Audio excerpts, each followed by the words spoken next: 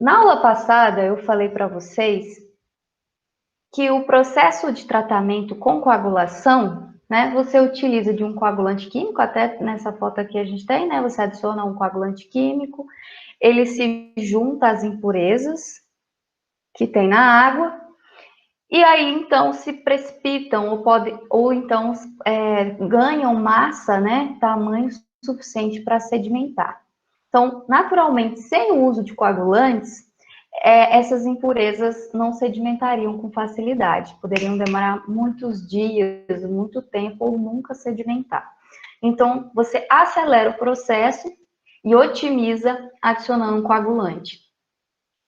Questão de coagulante, o mais utilizado são os coagulantes químicos, o sulfato de alumínio e cloreto férrico.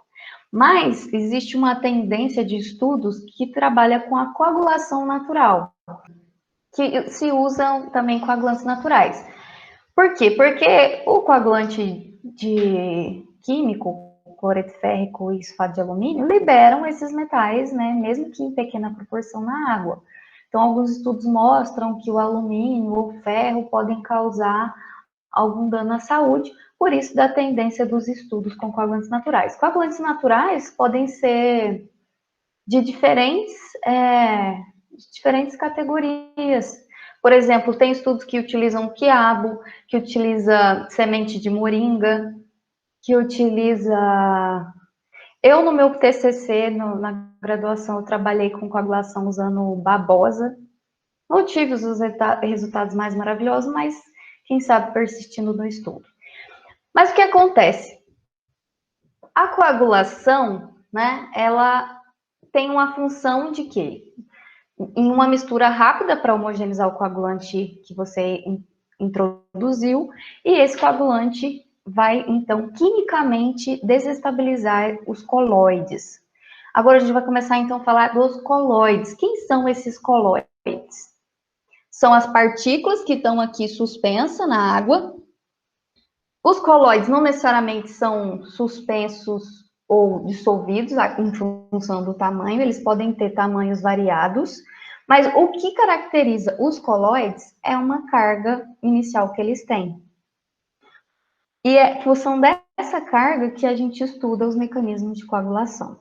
Então, vamos começar a falar dos coloides, tá? Então, aqui eu coloquei, ó, os tamanhos dos coloides. Aqui, ó, ele separou entre a parte em solução, que seria dissolvida, né? A parte em suspensão maior que 1 micrômetro, e o coloide ele colocou num intervalo de tamanho entre 0,01 micrômetro a 1 micrômetro, certo? Então, vai depender muito da membrana que você faz a análise de ensaio de sólidos suspensos dissolvido. Lembra que a gente usava a membraninha e passava no filtro? Se a membrana tiver poros de 1 micrômetro, né, você considera que acima de 1 micrômetro é suspenso. Se a membrana tiver o poro menor, você vai considerar tal porosidade. Então, não existe um consenso certo. Alguns vocês vão achar dados diferentes na literatura em função desse tamanho, mas não vai variar muita coisa. Geralmente é nessa faixa aí que a gente tem os coloides. Mas o que caracteriza coloides não é somente o tamanho, tá?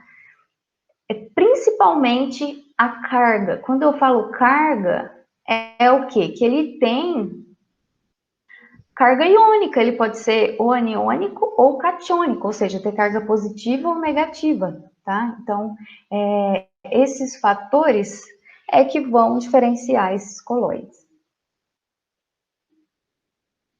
Do ponto de vista energético, eles podem ser estáveis, não vou ficar entrando muito nessa parte termodinâmica, senão vai só confundir a cabeça de todo mundo, tá?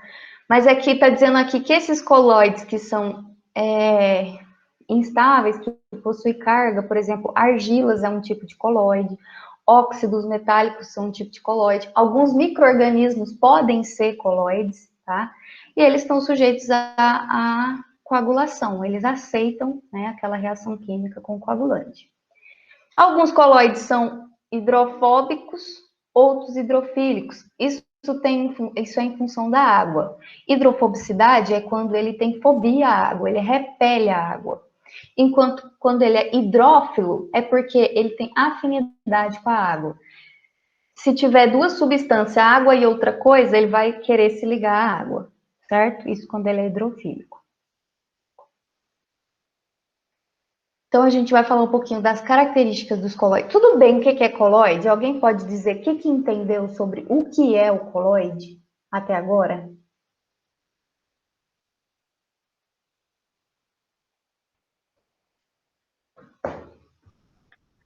São partículas que possuem carga. Podem ou não estar suspensas, eu acho, né? Podem ou não ser né, classificados como suspensas, né? Mas em boa parte eles estão dissolvidos, tá? Então, já são menores que 1 micrômetro, eles estão dissolvidos, são pequenos, não conseguem sedimentar naturalmente e, além de tudo, tem uma carga. Por que que eu falo que essa carga é importante? Agora eu vou mostrar. Mas era isso que eu queria que vocês soubessem. Tem carga e é um tamanho lá pequeno, né? Na faixa ali entre dissolvidos e o iniciozinho do suspenso. O que tem? Eles possuem uma massa elevada em relação à área, né? O volume da partícula. Então, eles têm uma massa grande, né? E um volume um pouco menor. Ele tem capacidade de atrair e reter outra substância na sua superfície. Tem gente que tem muita dificuldade com química e também dificuldade de imaginar.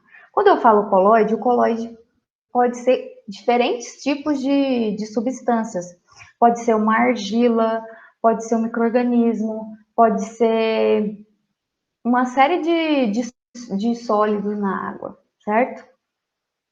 Mas o que acontece? Quando ele está ali na água, a água tem um monte de substância dissolvida, suspensa junto a ela. Esses colóides podem ligar a outras substâncias, podem absorver determinadas substâncias.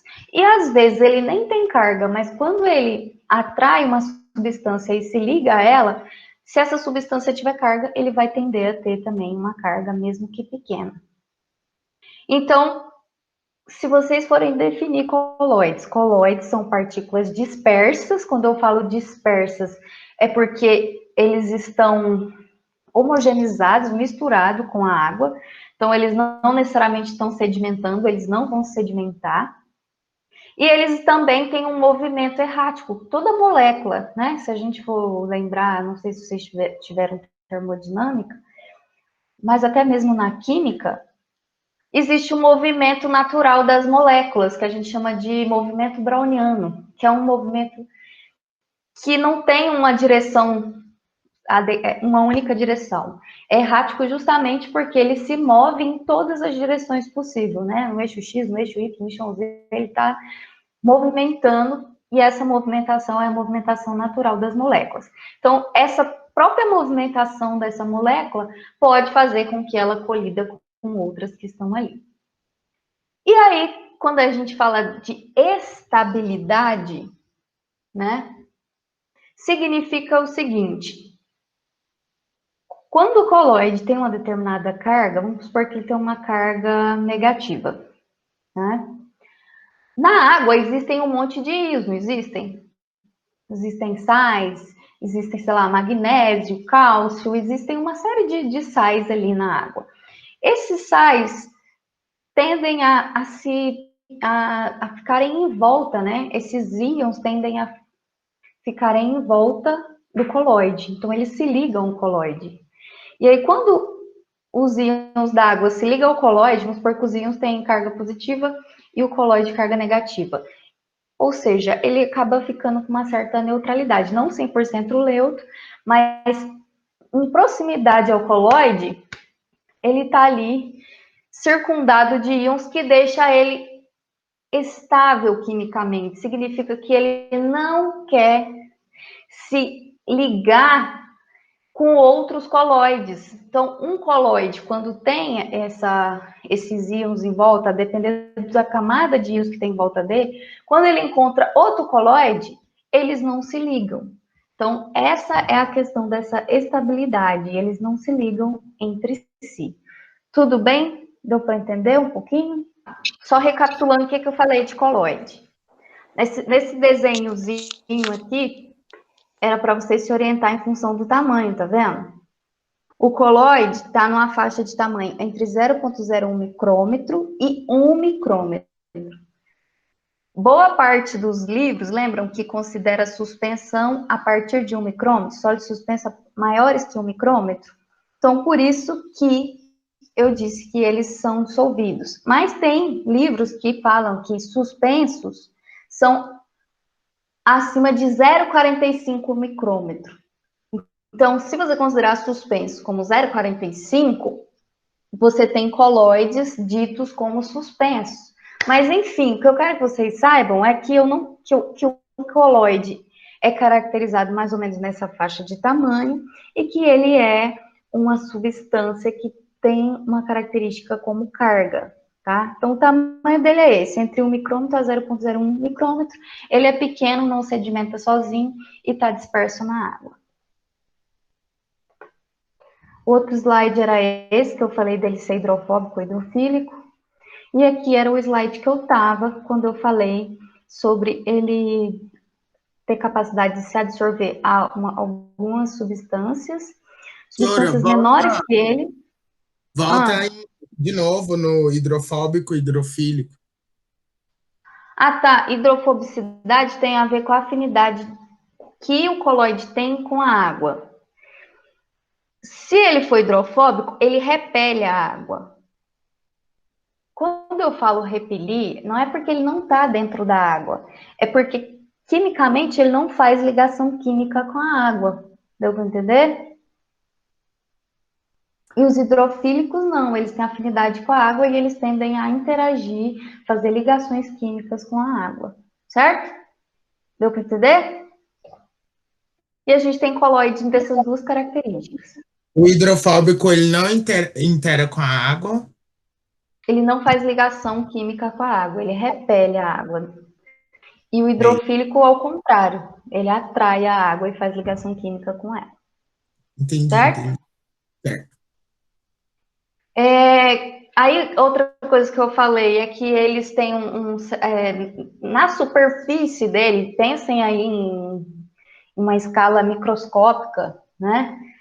Que na superfície dele podem se ligar a outras substâncias, outros íons, algumas substâncias orgânicas, mas não que são do tamanho deles ou que vai mudar o tamanho deles, coisas pequenas.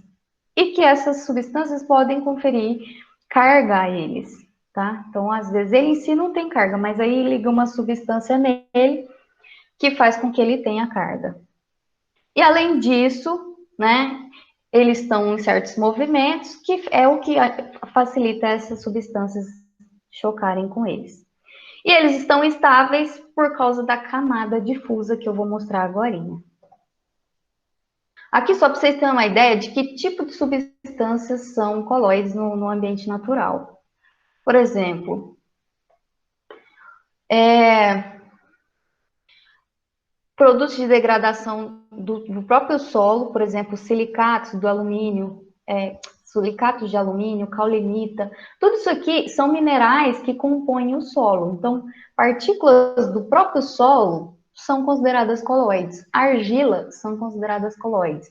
Algum micro-organismo, por exemplo, fitoplâncton, humus, também são considerados colóides, tipo as substâncias úmicas, lembra que eu falo muito de substâncias úmicas? Elas são um tipo de colóide também. Além disso, tem o que mais? Argilas e outros micro-organismos, certo?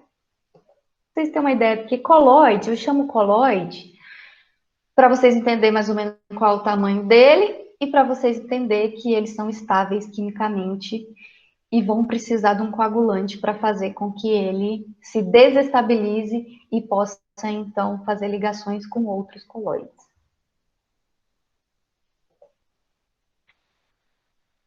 Aqui é só para vocês entenderem como que origina essa carga. É mais ou menos aquilo que eu falei.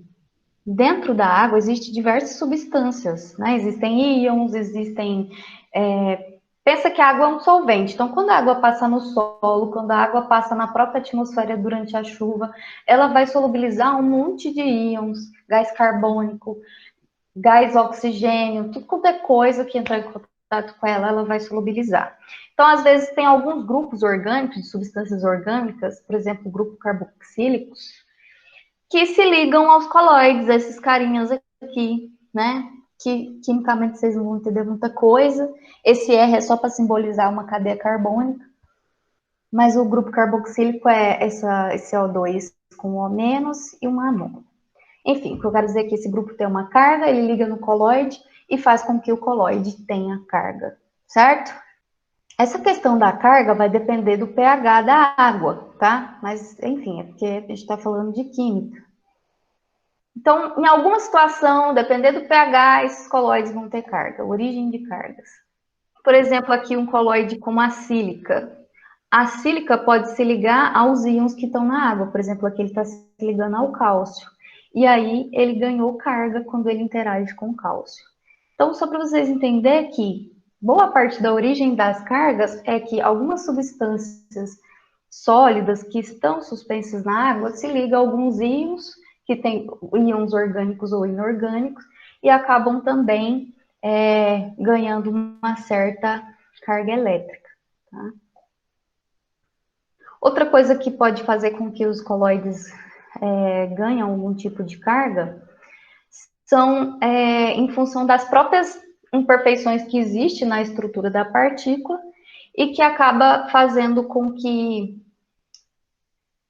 Ai, gente, é tão difícil explicar isso para quem não entende. Vou falar uma linguagem não da química, né? Porque se você for estudar o silício, ou o solo, ou a argila, na superfície dele, ele tem determinadas imperfeições. Isso faz com que estruturalmente ele possa fazer algumas substituições dentro das camadas lá da própria anatomia dessa substância. E aí, a depender do pH da água, a depender das condições da água, ele pode ganhar carga por conta dessas imperfeições que ele tem na estrutura da própria partícula. Então, aqui eu só queria dizer o seguinte: o coloide, sendo a argila, seja um micro-organismo, ele pode acabar ganhando uma carga superficial quando está na água, por conta desses íons que tem na água. E aí, o que acontece? Imaginem aqui, eu sei que tem muita informação nesse slide, eu devia ter, né? Olhem só para essa figura. Olhem só para essa figura. Nessa figura, a gente tem uma partícula coloidal, certo? Essa partícula tem uma carga. E essa carga, ó, tá vendo aqui? Pontinhos negativos. É uma carga negativa. Então, tem um coloide lá com carga negativa. O que vai acontecer? Os íons que tem na água, né, o potencial elétrico da água, vão começar a se juntar na superfície desse coloide. Ó, então tem um coloide que já está com uma carga, que ele já interagiu com o que tinha que interagir e está com uma carga lá negativa. Lembrando que esse coloide está movimentando como qualquer outras moléculas que tem na água. Então, como esse coloide tem carga negativa, os íons positivos vão começar a circundar ele, ficar próximo a ele. Então, aí vai formar uma camadinha aqui de íons positivos em volta dele. Aí os íons positivos vão atrair os íons negativos. E aí, de repente, ó, em volta do coloide, tem essa rinca, né? Essa concentração alta de íons. Que é isso que essa imagem está mostrando. Se tem uma partícula que tinha uma certa carga, todos os íons positivos e negativos que tinham na água vão começar a ficar concentrados em volta dessa partícula. E o que isso implica? Implica na estabilidade. Ou seja, ele está só voltado por uma concentração alta de íons, e aí vai vir outro coloide que está igual a ele. Quando os dois começarem a se aproximar, esses íons que estão em volta dos dois vão impedir que eles se liguem, ou seja, vão fazer com que eles se repelem. Esses íons tornaram eles estáveis. Então, essa camada é muito grande e ele não consegue se ligar, não consegue interagir.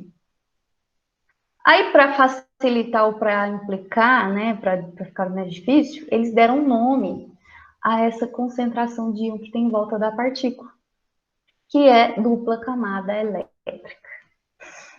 Por que elétrica? Porque são íons. Íons têm carga elétrica, certo?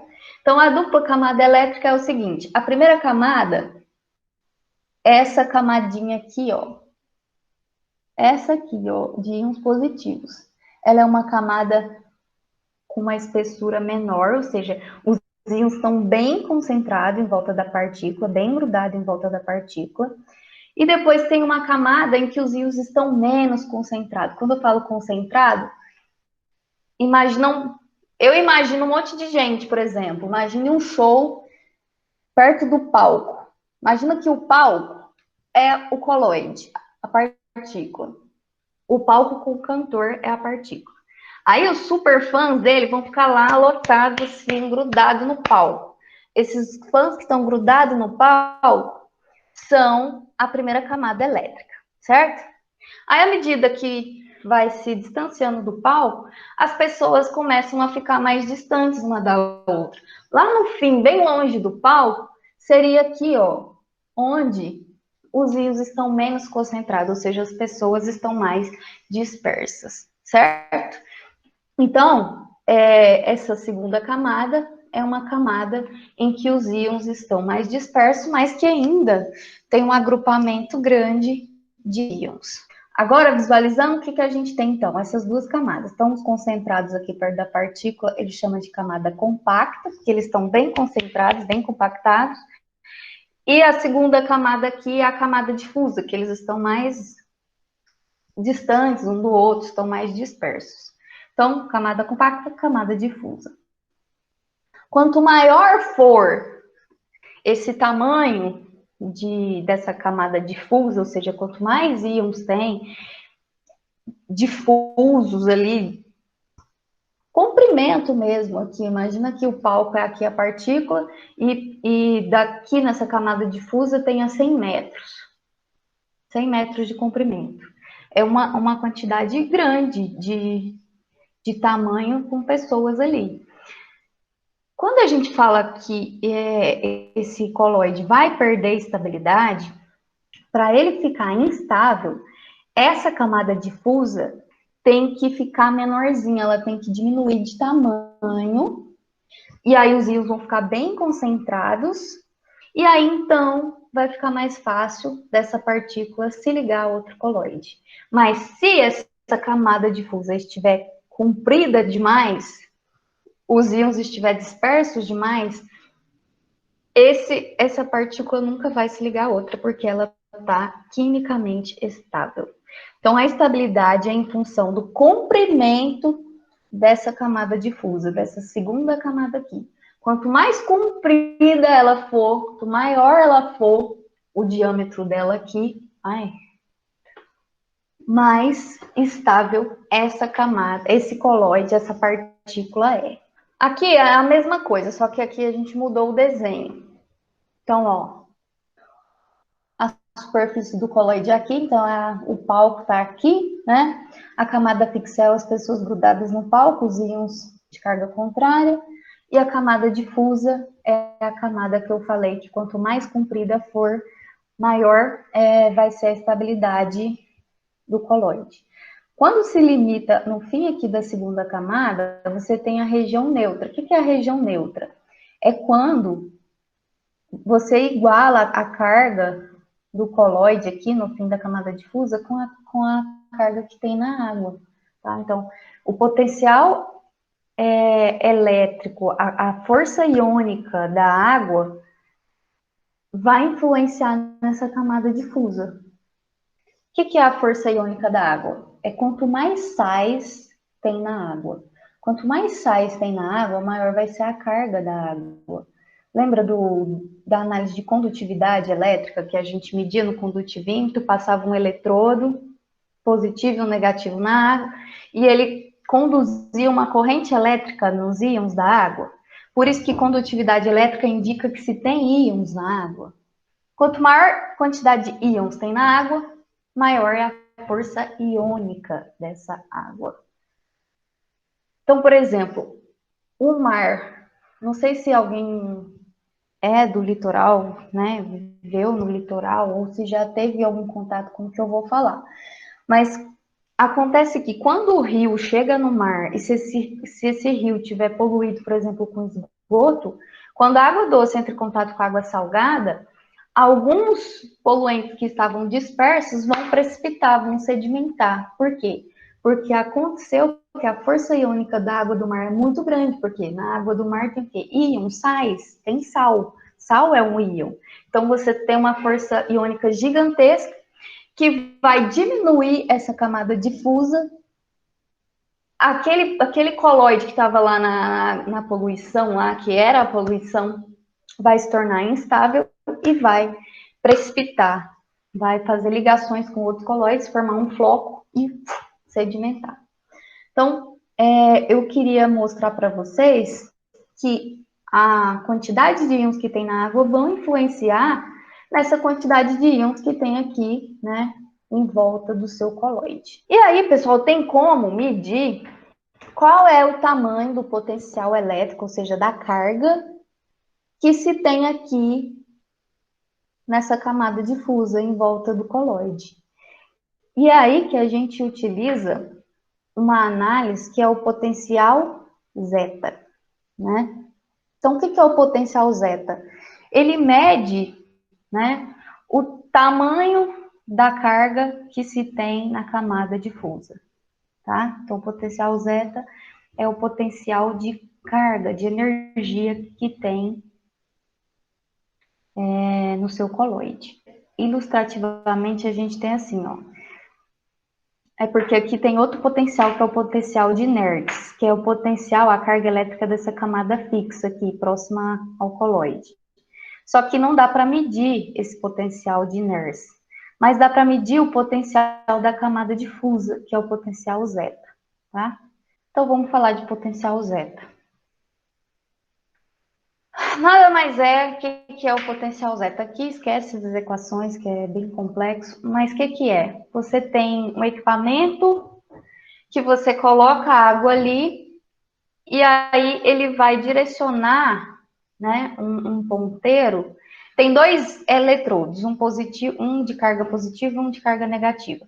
Quando eu coloco a água ali, ele vai fazer um caminho ou para a carga negativa ou para a carga positiva. E aí eu vou conseguir medir o tamanho desse caminho que ele percorreu e vou então estimar o potencial zeta. Aqui tem uma imagem, talvez facilita. Ó. Você usa aqui, né? Vamos supor que esse menos é o eletrodo negativo, esse mais é um eletrodo positivo. E aqui você tem o tamanho, né, de um campo elétrico aqui. Quando eu coloco a água nesse campo elétrico, essa água vai tender a caminhar ou para o positivo ou para o negativo. Lembram que cargas positivas atraem cargas negativas e cargas negativas atraem positivas. Então, se a água caminhou para o eletrodo negativo, significa que a carga da água é positiva. Se a água caminhou para o positivo, significa que a carga da água é negativa, certo? E aí você consegue medir esse caminho que ela está percorrendo, jogar naquela fórmula bizarra e encontrar um valor do potencial zeta, certo? No fim das contas, então, o que é esse potencial? Ele mede a carga elétrica líquida que você tem naquela água. E vai te dizer se essa água tem uma carga positiva ou se tem uma água negativa. Por que o potencial zeta é importante? Porque quanto maior for o potencial zeta, maior é aquela camada difusa. Lembra?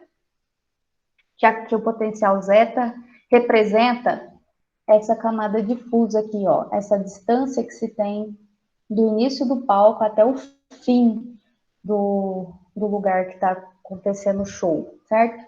Então, quanto maior for o potencial zeta, maior é o tamanho dessa camada e, consequentemente, maior é a estabilidade dessa partícula. Quando eu falo que ela é estável, é porque ela não vai se ligar com outras, porque ela não quer, porque ela está de boa, ela está estável, ela não vai interagir com outros coloides.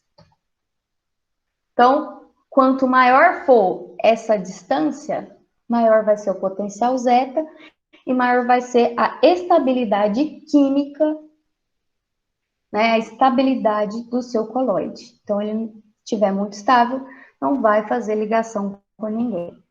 Deu para entender isso? Então, ó, maior potencial zeta, maior a estabilidade e maior a repulsão que esse coloide tem em relação a outros coloides. Quanto menor for o potencial zeta, mais instável está o coloide e maior vai ser a chance de agregação, de ligação. O que o coagulante químico faz?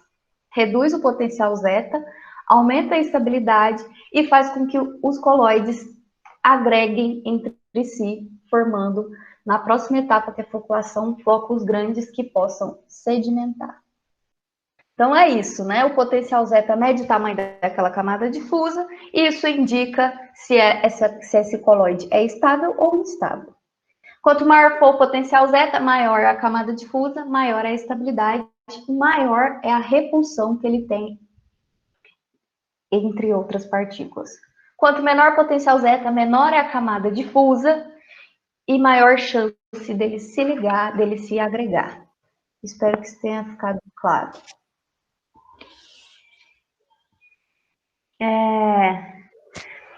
A variação do potencial zeta depende da carga que tem na água, tá? O que eu quero mostrar? Essa imagem aqui vai facilitar melhor o entendimento. Ó, nesse gráfico a gente tem aqui o potencial zeta, né? Aí a gente tem o potencial que é o maior de todos, que é o potencial com maior comprimento, que é o C3. C3 é um potencial estável, porque ele é um potencial grande, ó, o comprimento dele. É daqui, desse pontilhado, até aqui no fim do gráfico. O C2 é um potencial zeta menor, ó. Ele é menor do que o C3.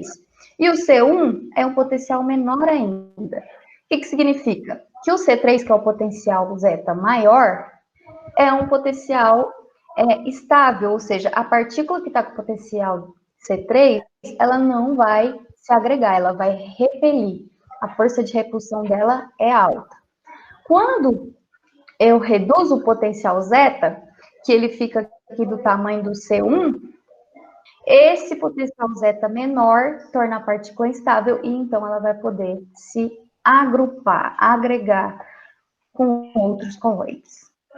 Aí eu pergunto para vocês, como é que eu faço para diminuir o tamanho aí do potencial zeta? Como que eu faço para fazer para reduzir esse potencial zeta, para reduzir a estabilidade do coloide? Inserir um coagulante, tá? O coagulante, ele vai reduzir esse potencial zeta. Como que ele reduz esse potencial zeta? Aumentando a carga iônica que se tem na água, tá? Agora eu vou mostrar umas imagens do que eu tô falando.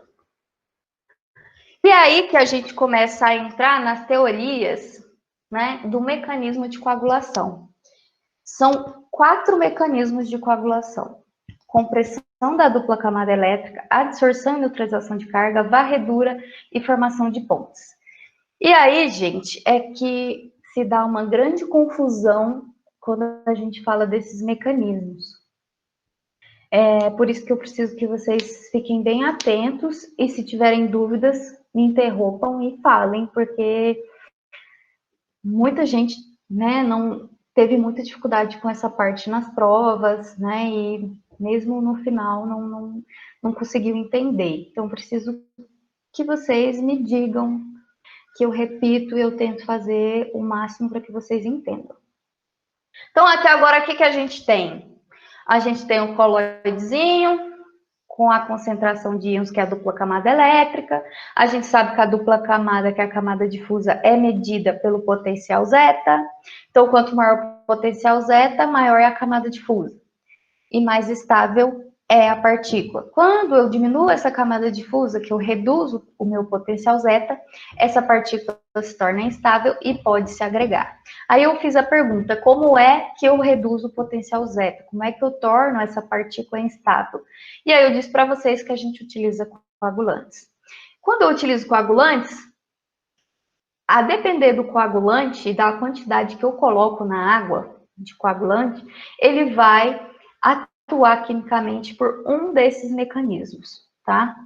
Então, basicamente, esses mecanismos é em função do tempo de mistura. O que vai fazer que ocorra um mecanismo ou outro é o tempo da mistura rápida. Lembra quando eu mostrei a calha parcha, o que forma ali aquele ressalto hidráulico, aquela cachoeira? Aquele ressalto hidráulico é onde ocorre a mistura. Essa mistura tem um tempo lá de segundos, sei lá, de 1 a 7 segundos. Se ocorrer entre os primeiros segundos, de 1 a 5, vai acontecer um mecanismo. Se ocorrer com 7 segundos, vai ocorrer outro mecanismo. Então, basicamente, tem a ver com a quantidade de coagulante e com o tempo de mistura para ocorrer um ou outro mecanismo. E é isso que eu quero mostrar para vocês. Lembra que os colóides, eles tendem a ter carga negativa. Na maioria dos casos, né, em grande parte, a carga do colóide é uma carga negativa. Por isso, o coagulante tem que ter uma carga positiva. Lembram? Positivo com negativo se agregam, se juntam, se atraem. E aí, gente, existem vários tipos de coagulantes, mas os mais utilizados é sulfato de alumínio e cloreto férrico. Eu vou dar ênfase no sulfato de alumínio, porque já é difícil de entender com um coagulante. Imagina se eu começar a mostrar todos os coagulantes aqui, vocês vão ficar loucos, tá? Aqui, o que a gente tem? A gente tem as fórmulas químicas, né, do sulfato. Então, o que é o sulfato de alumínio? É uma molécula duas moléculas de alumínio ligada a 3 moléculas de sulfato. Então, isso é sulfato de alumínio. Quando o sulfato de alumínio entra em contato com a água, eles interagem. Então, pessoal, quando o sulfato de alumínio entra em contato com a água, eles formam essas reações aqui. Você pode ter o sulfato de alumínio ionizado, então ele se torna um íon, que é o alumínio sozinho. Ele pode liberar H+, e acaba diminuindo o valor do pH. Lembra que quanto mais H+ eu tenho na água, maior é a acidez, né? Eu tenho aqui a liberação também de hidróxidos, da hidroxila, do rio hidroxila, e eu posso ter também a liberação do sulfato, certo? Só que, a depender da quantidade de alumínio que eu coloquei na água, ele pode formar uma série de espécies, que é as espécies chamadas hidrolisadas. Então, o que é espécies hidrolisadas? São os sais de alumínio, que eu joguei na água, o sulfato de alumínio, que eu vou chamar também de sal de alumínio, tá? Quando em contato com a água, ele se hidrata, ou seja, ele fica hidratado, solvatado por água, e pode formar todas essas espécies hidrolisadas aqui. Elas são bem parecidas, o que muda é a quantidade de alumínio e a quantidade de hidroxila. Mas isso daqui são as chamadas espécies hidrolisadas. O que vocês têm que saber dessas espécies hidrolisadas? Tá vendo que aqui tem, ó, +5, +4, +4, +3? Significa que essas espécies têm carga positiva, tá?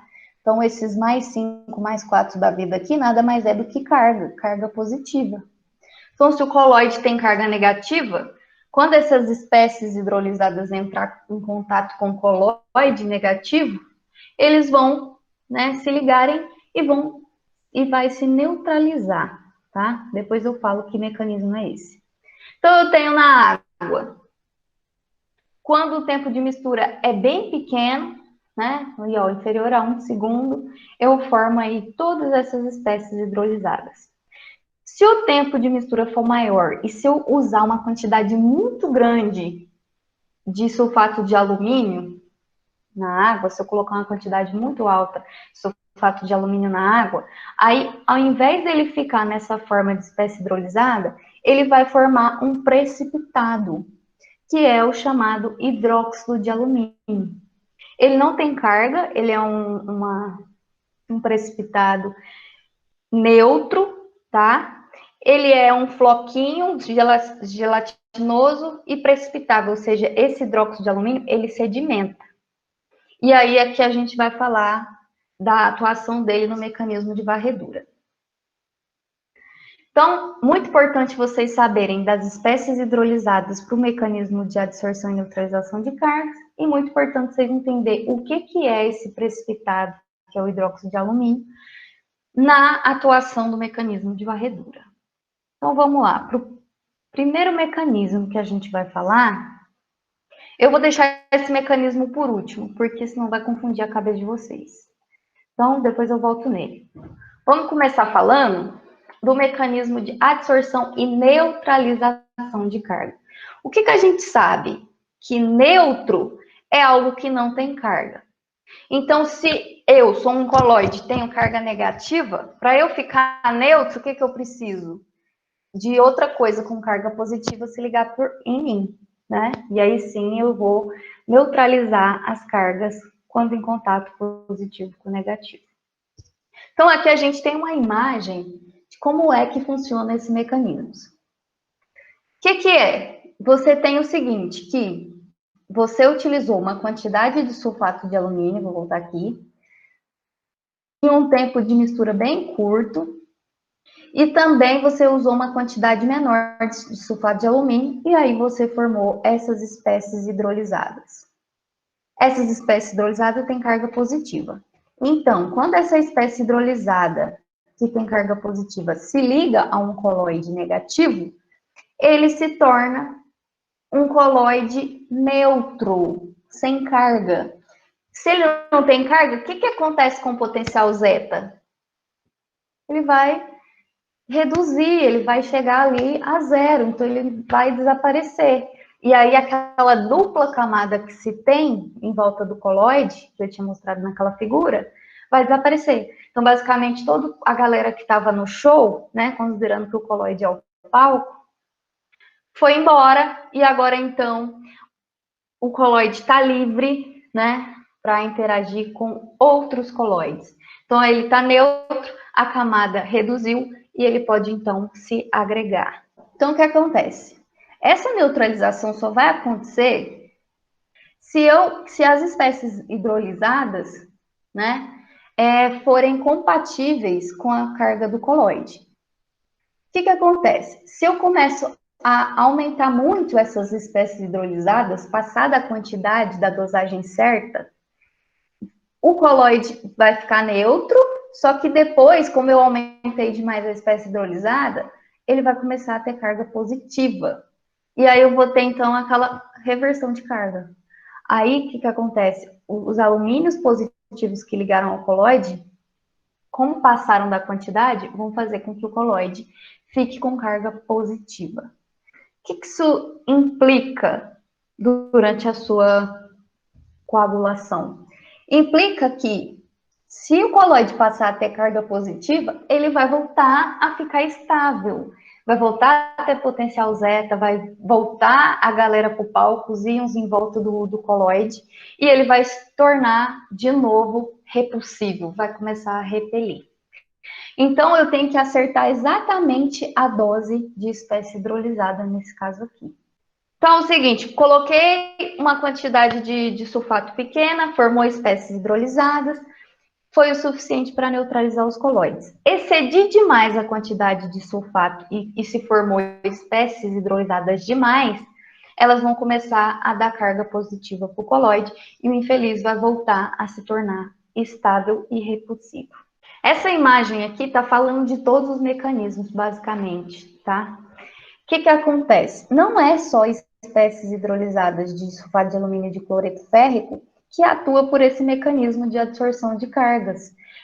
Esse mecanismo pode atuar também para polímeros. O que são os polímeros? São os coagulantes naturais. Lembra que eu falei que se pode usar quiabo e outros produtos naturais para fazer coagulação? Esses polímeros são cadeias longas de carbono que possuem alguns radicais com carga. Então, se eu uso um polímero que tem carga, ele também, quando em contato com o coloide, vai neutralizar o coloide.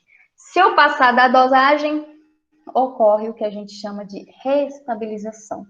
Tá claro o que é reestabilização por superdosagem? Alguém pode definir para mim o que é restabilização por superdosagem?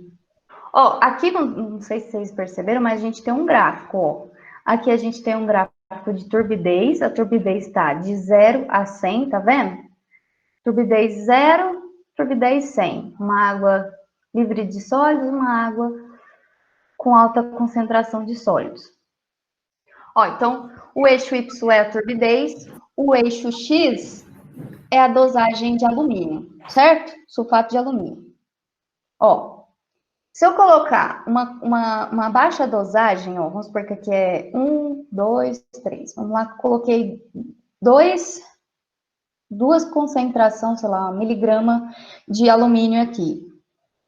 Foi pouco, né? Quando eu coloquei aqui 2,5, foi ótimo, porque o que aconteceu com a turbidez? Ela estava 100, ó, ela foi para quase 0. Só que daí o que aconteceu? Eu aumentei demais, continuei colocando alumínio. O que aconteceu com a turbidez? Voltou a subir. O que isso está apresentando? Que até essa dosagem aqui, de 2 e pouquinho, a dosagem tinha sido suficiente para neutralizar os coloides. Então, neutralizou os coloides, eles deixaram de se repelir e começaram a se agregar e formar flocos. Quando eles formaram os flocos, eles sedimentaram e a água ficou limpa, certo? Só que daí eu errei, passei a mão na dosagem de coagulante de alumínio. E aí, o que aconteceu? Restabilizou o coloide, ele passa a ter uma nova carga, passa a se tornar repulsivo novamente. Quando ele se repele, ao invés de formar flocos que sedimentam, ele volta a ficar disperso na água, aumentando-se assim a turbidez. Então, não olhem para... Ah, tinha que ter cortado outra parte da imagem, que era essa. Quando eu acerto, assim, é porque na prática é o seguinte, essas espécies hidrolisadas aí, que é o meu coagulante, ela tem carga positiva. Quando eu coloco ela na água, ela liga ao coloide e neutraliza ele. Quando ele está neutralizado, ele perde sua repulsão e forma flocos. Quando eu aumento a dosagem das espécies, elas fazem com que o coloide passe a ter a mesma carga que elas, que é a carga positiva, porque elas estão grudadas no coloide, então passa a tornar ele com carga positiva. Quando ele tem carga, sempre, qualquer carga, positiva ou negativa, se ele tiver carga, ele vai agir sobre a repulsão, ele vai repelir, porque ele tem uma alta estabilidade lá, que é aquela potencial zeta, aquela camada de íons em volta dele. Então, quando eu falo restabilização por superdose, é porque o que acontece? O coloide volta a se tornar repulsível e deixa de formar flocos. Se ele tiver alta repulsão, não forma flocos. Se não formou flocos, o que acontece? Ele está todo disperso na água, aumentando, então, a turbidez. Ele é a sujeira da água, digamos assim. Então, restabilizou porque eu excedi a quantidade de dosagem dessas espécies hidrolisadas, que é o meu coagulante. Então, até uma quantidade, se eu acertar a dose, funciona. Mas se eu errar a mão e começar a exceder demais a quantidade de coagulante, vai formar a restabilização. Então, restabilização é o quê? É o coloide voltar a ser repulsivo e não formar flocos, voltar a estar disperso na água. Vamos olhar de novo para essa figura. Ó. Então, eu passei da dosagem, quando eu aumentei aqui para 3, restabilizou, voltou a ter turbidez, mas aí eu continuei colocando sal de alumínio, aumentei, pus uma dosagem muito alta. O que aconteceu com a turbidez? Voltou a abaixar. Por quê? Porque quando eu coloco uma dosagem muito grande de sulfato de alumínio, ele deixa de ser essas espécies hidrolisadas e passa a formar um precipitado. Então, a formação de precipitado nada mais é do que o excesso de sal de alumínio, que é o sulfato de alumínio que eu adicionei na água. Então, quando ele forma esse precipitado, aí eu estou falando do mecanismo de varredura. Por quê? Porque esse precipitado, o precipitado é esse carinha aqui, alumínio e um hidróxido sem carga. O precipitado, ele é neutro. O precipitado é formado quando? Quando eu tenho uma alta dosagem e quando eu tenho um tempo de mistura lenta, que é a floculação maior. Então, quando eu faço uma floculação mais demorada, forma esses precipitados.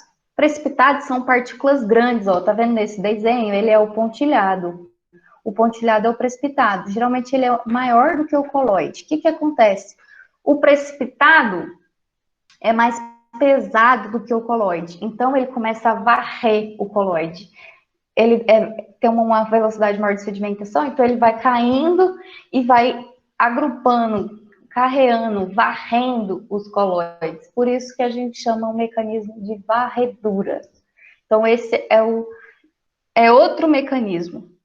Tá? Ele acontece quando eu coloco coagulante demais na água. Lembra que a gente está falando do mesmo coagulante.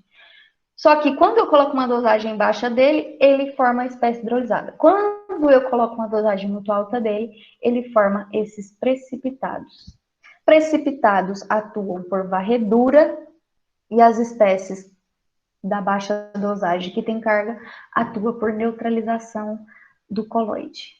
Professora, como é feito, como é que sabe a quantidade exata de sulfato? que ser colocado?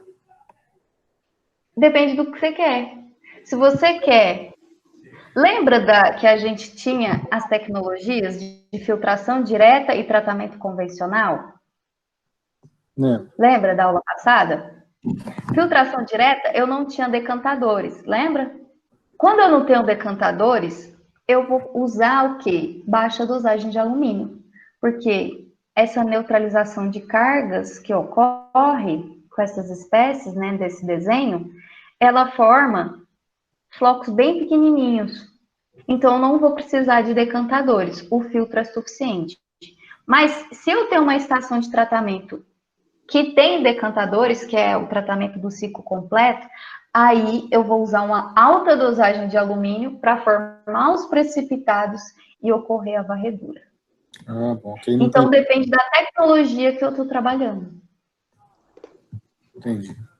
Então, sempre quando em tratamento de água, eles colocam uma quantidade muito grande na carga partial, né? Já para não ter erro. Para formar. Disso ela precipita. Sim, mas assim, a quantidade exata mesmo, você determina a partir do ensaio de GR-teste. O que é? O GR-teste, ele simula uma ETA real. Você coloca o mesmo gradiente de mistura que tem na realidade lá nesse equipamento. Então, esse equipamento faz mistura rápida e faz mistura lenta. Então, aí eu começo a fazer vários testes com diferentes dosagens para ver qual que remove mais turbidez, qual que tem uma maior efetividade de remoção de turbidez. Então, eu faço essa exatidão da quantidade a partir desse ensaio de GR-teste. Deu para entender? Eu vou mostrar agora como que é esse ensaio. Não deu para entender, sim. Mas, de modo geral, o que eu quero dizer é o seguinte: quando eu uso dosagem baixa, eu vou atuar por neutralização de cargas, que era aquele anterior que eu mostrei, e vou ter flocos pequenos, que é ideal para filtração direta. Quando eu aumento, coloco uma alta quantidade de sulfato de alumínio e tem um tempo maior de mistura, vai formar precipitados e formar flocos grandes. Os precipitados aqui na varredura formam flocos bem grandes, tá? Então, ó, nesse desenho, vamos tentar acompanhar aqui esse desenho, porque ele exemplifica tudo que está acontecendo. Então, ó, aqui é o sulfato de alumínio. Eu não coloco ele em forma de sal, eu diluo ele na água, então eu formo ali uma solução de sulfato de alumínio com água, tá? Então, eu coloco ele na forma líquida dentro da estação. Então, aqui está mostrando essa solução de sulfato de alumínio. Coloquei uma baixa dosagem, formou aqui todas essas espécies hidrolisadas, que são solúveis em água, certo? Essas espécies têm carga, quando em contato com o coloide, ela neutraliza as cargas do coloide e formam pequenos flocos. Só que eu não quero pequenos flocos, eu quero os flocos grandes. Então, o que eu faço? Aumento a dose e aumento o tempo de mistura lenta. E aí, então, eu formo esse cara aqui, que é o precipitado de alumínio. Formei o precipitado de alumínio, é uma alta dosagem de coagulante, vai formar, então, aí, vai varrer os colóides e formar os flocos grandes. Deu para entender? Então, ó, daqui para trás é a absorção, né? Forma aqui os pequenos flocos. Aumentei a dosagem, eu tenho aí essa última opção, que é a varredura, que é a formação dos precipitados de alumínio. Quando há excesso de coagulante, como que faz? Pode falar de novo que quando tem excesso de coagulante, o que acontece? Como é isso? O que acontece? Se eu quero formar flocos pequenos, se eu exceder a quantidade, vai chegar uma parte que tem uma quantidade que não faz porra nenhuma. É mais ou menos assim, ó. Aqui, ó. Tá vendo esse eixo X? O eixo X é a dosagem, certo? De coagulante. Então, ó, quando a dosagem é pequena, suficiente para neutralizar, ele reduz turbidez, remove turbidez. Só que tem uma dosagem aqui, ó, que está mais ou menos entre 3 e 5, que não acontece nada. Ela só aumenta a turbidez e não remove turbidez. Só que daí, se eu excedo mais ainda, aí sim eu formo os precipitados. Então, tem uma faixa pequena que é interessante para formar flocos pequenos. Tem uma faixa intermediária que não faz nada demais, não funciona. E tem uma faixa, no fim, aqui, uma superdosagem maior, que forma a varredura, que forma os precipitados. Então, depende do meu objetivo. Se eu tenho uma estação de tratamento de filtração direta, se eu excedo a concentração de sulfato e forma precipitado, você vai sujar o seu filtro rapidamente, porque você formou flocos grandes e não tem decantador. Formou floco grande e vai direto para o filtro. Isso é interessante para você? Entupir o filtro e a água sai suja? Não. Então, se eu trabalho com filtração direta, eu tenho que usar uma dosagem adequada e pequena para formar flocos pequenos.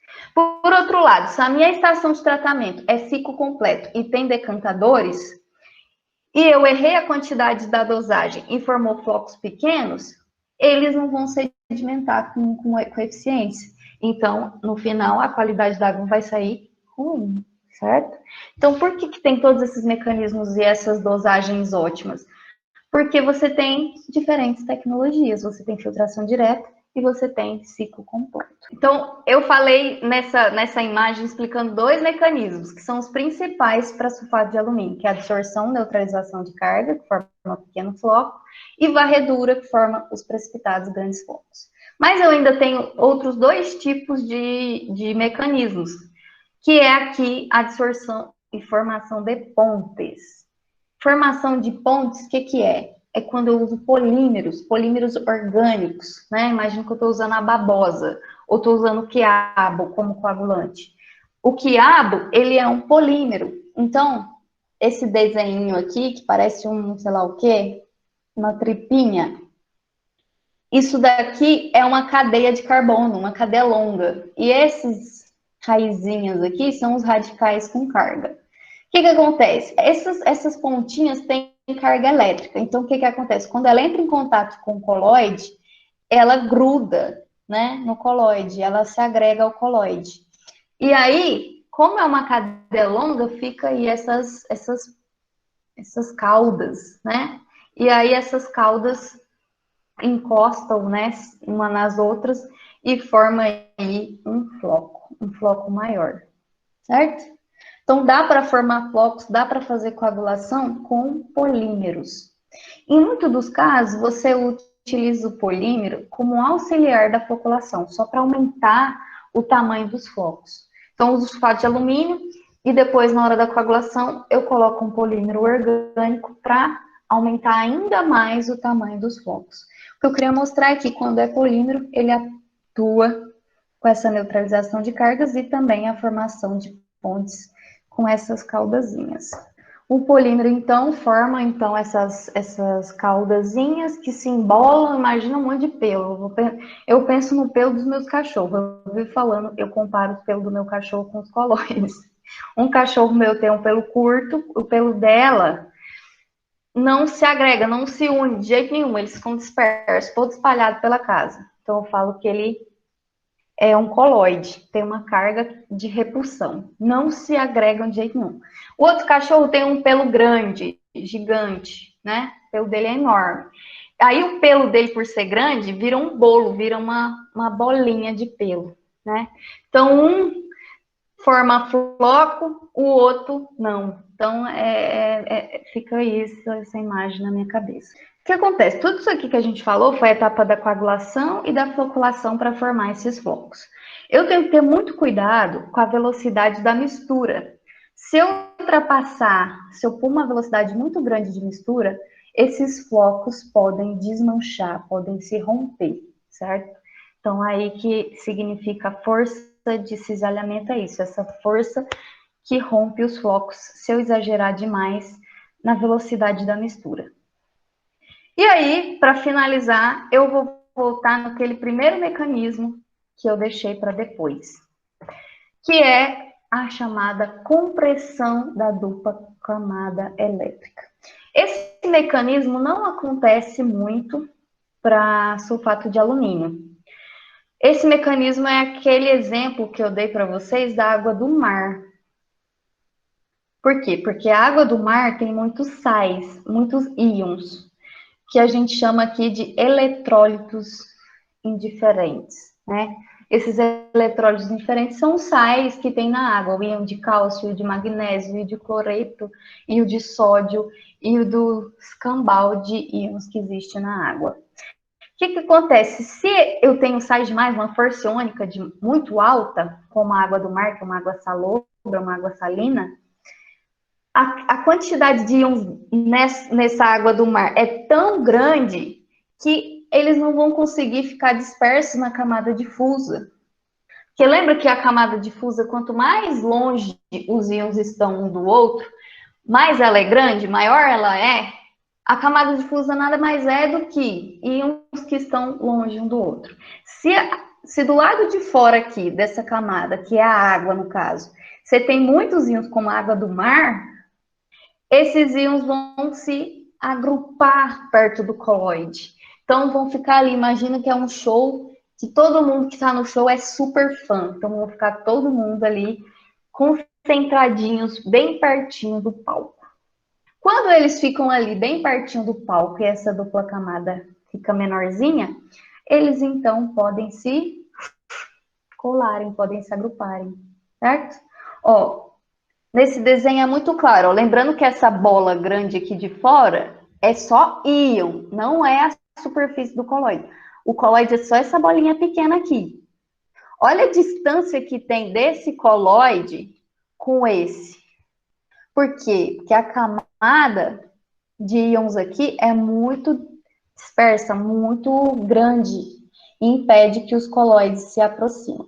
Quando essa camada dupla aqui, que é a camada difusa, reduz de tamanho, fica mais compactadinha, por causa do aumento de íons que tinha na água, eles ficam mais próximos e podem se agregar em função das próprias interações físicas, como, por exemplo, a força de atração lá de Van der Waals. Não sei se vocês lembram, mas Van der Waals nada mais é do que, a depender do tamanho daquela partícula, elas podem ter chances de se atraírem, de se agruparem. Então, vou tentar dar um exemplo. Imagine que você pegou a água de um rio com bastante sólidos dispersos, bastante colóides, e aí você começa a colocar sal, jogar sal de cozinha, sal de cozinha, sal de cozinha. Sal de cozinha são íons.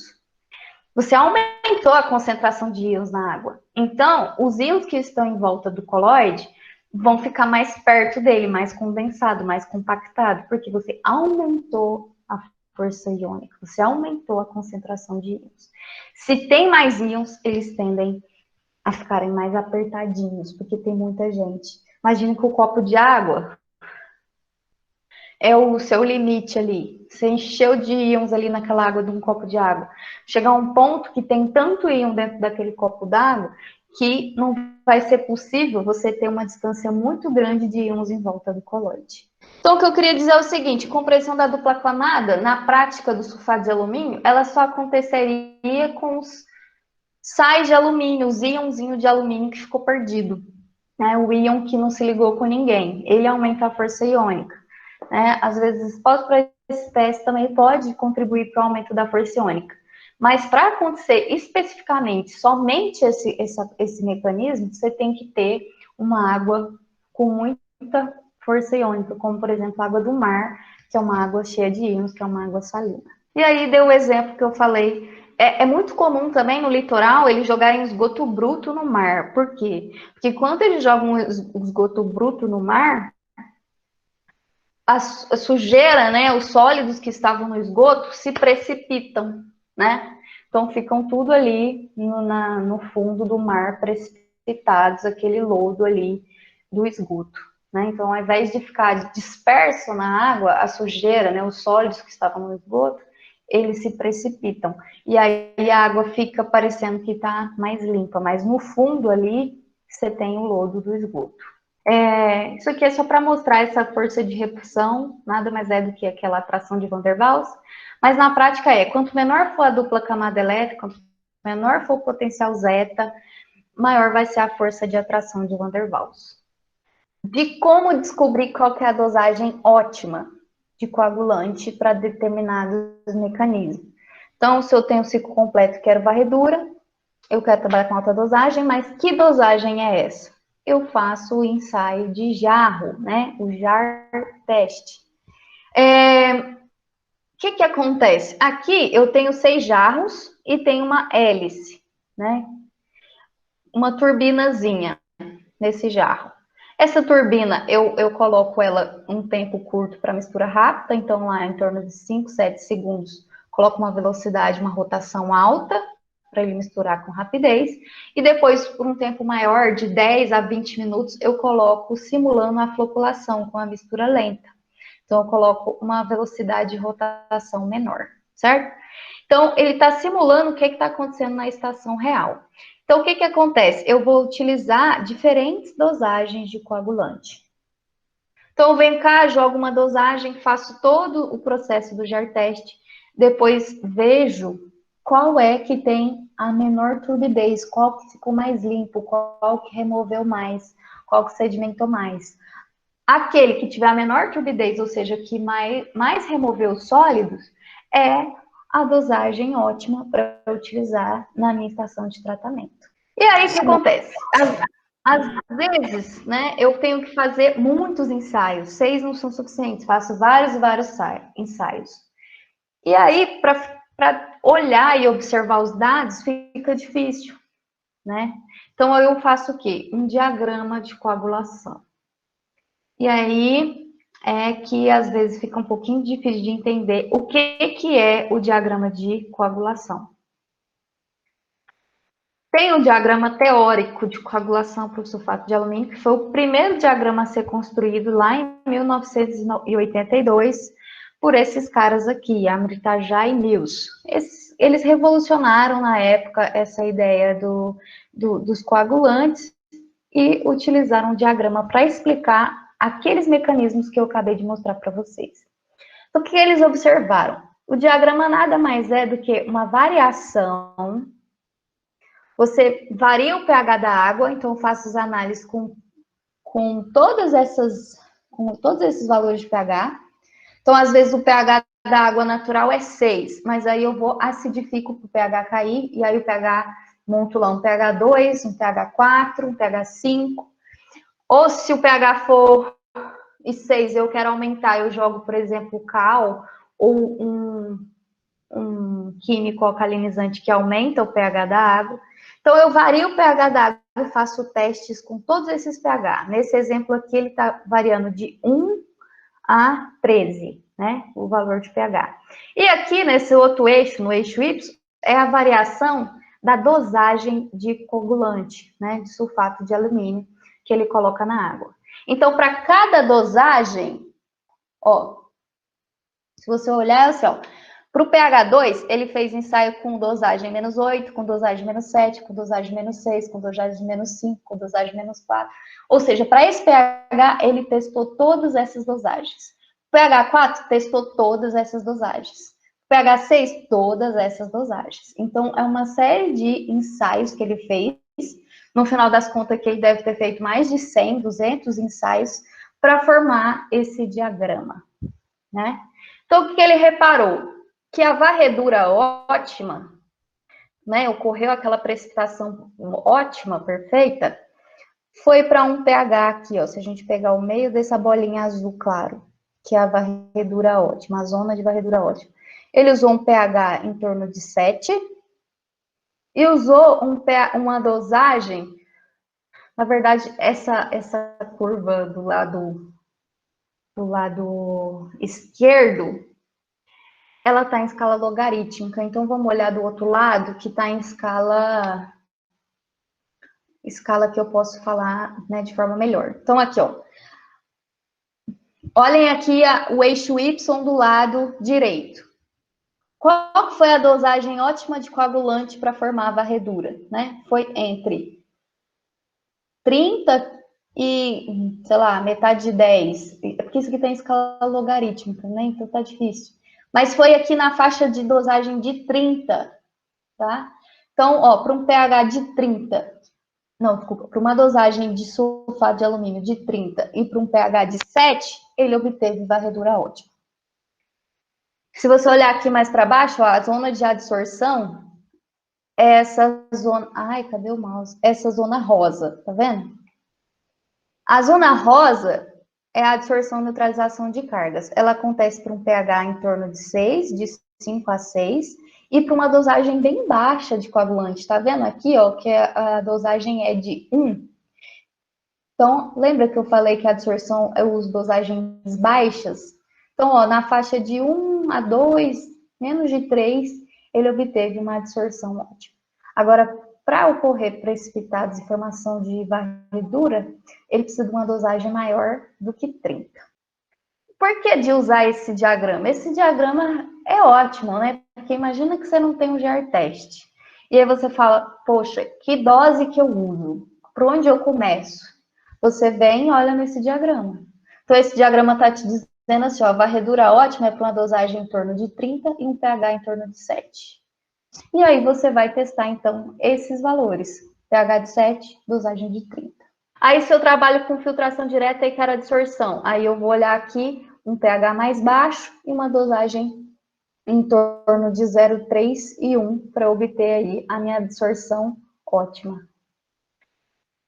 E aí é por aí que eu começo a escolher as dosagens que eu vou utilizar do meu coagulante e para qual pH eu vou utilizar na minha ETA. Eu não falei para vocês ainda, mas geralmente a água, antes de chegar na ETA, eles corrigem o pH da água. Por quê? Porque aqui está dizendo que a varredura ótima é 7. Se a água natural tem 6, eu vou ter que subir o pH dessa água para 7 para eu ter ali uma coagulação ótima. Então, geralmente, eles adicionam cal. Cal, ele é alcalinizante, então ele sobe o pH da água. Então, eles utilizam cal antes de fazer a coagulação. Então, aí, pronto, escolhi aqui que eu quero trabalhar com varredura. Escolhi a dosagem de 30 e o pH de 7. Só que eu quero otimizar ainda mais. Então, eu venho aqui e levo para o GR teste e começo a testar dosagem de 30, de 31, de 32, de 33 e vou variando aí até eu obter a dosagem ótima. Posso variar o pH também. 6,5, 7, 7,1, 7,2. Enfim, eu vou trabalhar com vários valores de pH e de dosagem até eu encontrar qual que é o melhor par. Qual que é o melhor pH e qual que é a melhor dosagem de coagulante para usar na minha estação de tratamento de água. Então, é para isso que serve esse ensaio. E aí, se você variou, fez vários e vários ensaios, nesse desenho aqui, nesse diagrama, isso tudo que eu estou mostrando, esse gráfico, chama diagrama de coagulação. Então, ó, nesse diagrama ele está trabalhando com dosagem de 3, desculpa, o eixo X sempre é o pH, tá? então, um pH de 3 a 9. Então, ele fez ensaio para todos esses pH e está trabalhando aí com a dosagem de 2 a 100, uma dosagem de sulfato de alumínio. Então, ele fez várias combinações entre essas dosagens desse pH e chegou nesse diagrama. Aí, o que ele observa nesse diagrama? Que ele tem umas regiões, tá vendo essas regiões cinzas? Essas regiões cinzas é onde ele obteve a melhor remoção de sólidos. Fazendo esses ensaios, ele vai... Cada ensaio, você terminou o ensaio, você mede a turbidez antes do ensaio e mede a turbidez depois do ensaio. Então, esse gráfico tem 3 informações. Tem pH, dosagem, e tá vendo essas linhas? São as regiões de turbidez. Então, ó, nesse pedacinho aqui, ó, é onde ele obteve uma turbidez remanescente menor que 20%, ou seja, tinha 100%, sobrou 20%, ou seja, removeu 80% de turbidez. Isso com uma pH baixo e uma dosagem de coagulante menor. Então, eu sei que nessa região aqui, onde ele obteve 80% de remoção, que é a região A, ele está trabalhando com adsorção e neutralização de cargas. Quando ele aumentou a dose, foi lá para 70, 80, quase 100, ele obteve outra região ótima que teve uma remoção de turbidez ainda maior, só sobrou 8% de turbidez. Ou seja, ele removeu 92% de turbidez. Então, que dosagem ele trabalhou aqui? Dosagens altas, de 50 a 90, e pHs maiores, valores de pH em torno de 6,5 a 8. Essa região B, com essa eficiência ótima, é onde ele atuou com o mecanismo de varredura. Como que eu sei que é mecanismo de varredura? Eu sei porque a dosagem de coagulante é alta. Como que eu sei que a região A é a absorção e neutralização de carga? Eu sei porque a dosagem de coagulante é baixa. Se eu colocar esse diagrama na prova, vocês sabem responder? A ideia é, onde eu obtive a menor turbidez, ou seja, onde eu removi mais sólidos, mais turbidez, é as minhas regiões ótimas, tá? Então, é só eu olhar aqui no desenho. Tudo que está dentro desse círculo é a região que removeu mais de 90% de turbidez. Então, por que eu faço esse gráfico? Eu faço esse gráfico para descobrir se determinado coagulante funciona. Quando eu trabalhei com a babosa no meu TCC, eu fiz muitos ensaios de jar teste, variei o pH entre 6 e 8 e trabalhei com dosagens de 0 a 100 de babosa. E aí, como eram muitas informações de dosagem de pH, eu tive que montar um diagrama desses, tá? E aí, nesse diagrama que eu montei, dá para ver as regiões ótimas. Mas hoje, o que eu quero que vocês entendam?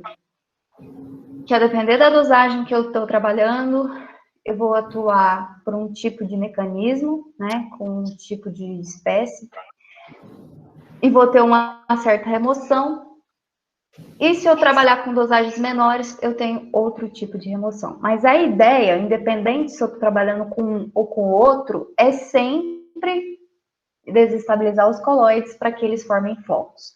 Se eu quero flocos pequenos, eu trabalho com dosagens pequenas. Se eu quero flocos maiores, eu trabalho com dosagens maiores que formam precipitado.